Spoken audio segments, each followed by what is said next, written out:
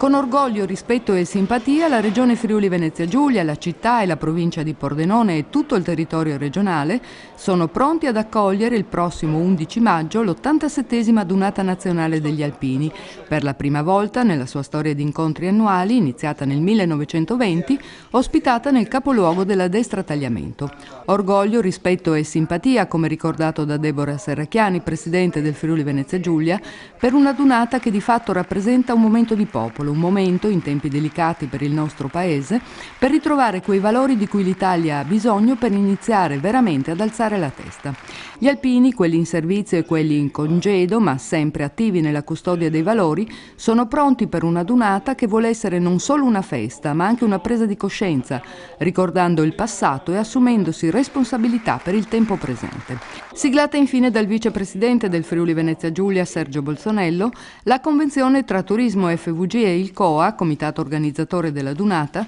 per un intervento finanziario di sostegno posto in essere dalla Regione, per un evento che, stime attendibili, prevedono possa far arrivare nella destra Tagliamento tra il 9 e l'11 maggio quasi 500.000 di persone.